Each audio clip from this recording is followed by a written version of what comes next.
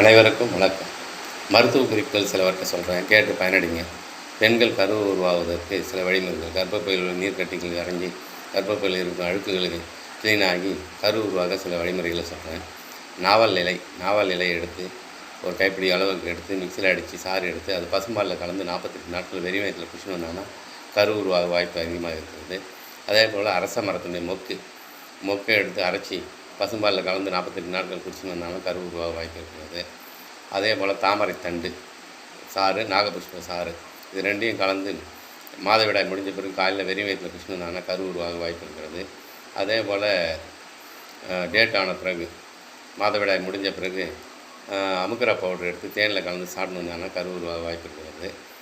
அதே போல் மாதுளம் பட்டை, மாதுளம் பூ, விதை, இது எல்லாத்தையும் உலர்த்தி காலையில் வெறும் வயிற்றில் பாலில் கலந்து 48 நாட்கள் குடிச்சுன்னு வந்தாங்கன்னா கரு உருவாக வாய்ப்பு இருக்கிறது.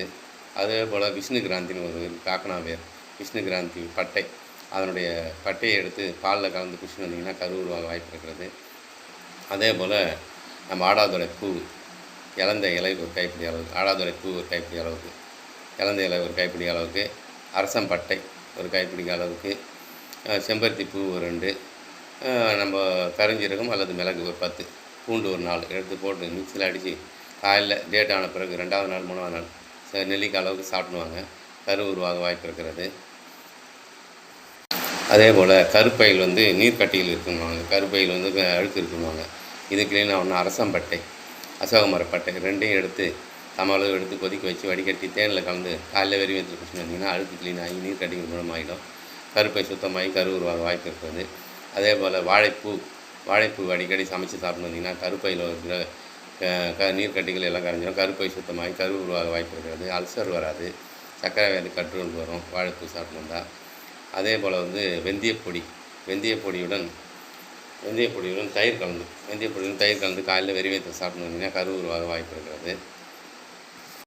அதே போல் பெண்களுக்கு வெள்ளைப்படுறவங்களுக்கு என்ன பண்ணணும், நம்ம ஒரு 100 கிராம் வெள்ளை பூசணிக்காய் எடுத்துக்கணும், ஒரு 10 மிளகு எடுத்து மிக்சியில் அடித்து காலையில் வெறும் வயிற்றில் ஒரு டம்ளர் குடிச்சுன்னு வந்தீங்கன்னா வெள்ளைப்படுதல் நின்றுவிடும். அதே போல் மூக்கிரட்டை குயிரினுடைய வேரை அடித்து நம்ம அரிசி கழுவிய தண்ணியில் குடிச்சுன்னு வந்தீங்கன்னா வெள்ளைப்படுதல் நின்றுவிடும். அதே போல் கேன்சர் பேஷண்ட் காலையில் வாய் கொப்பளிச்சுட்டு ஒரு டம்ளர் சுட தண்ணியில் 1 ஸ்பூன் நல்லெண்ணெய் ஊற்றி வாய் கொப்பளிச்சுட்டு வந்தாங்கன்னா கேன்சர் செல்கள் அளவு தடுக்கப்படும். நம்ம சேனலை சப்ஸ்கிரைப் பண்ணுங்கள், லைக் பண்ணுங்கள். இன்னும் சில மருத்துவ குறிப்புகளோடு உங்களை சந்திக்கிறேன். நன்றி, வணக்கம்.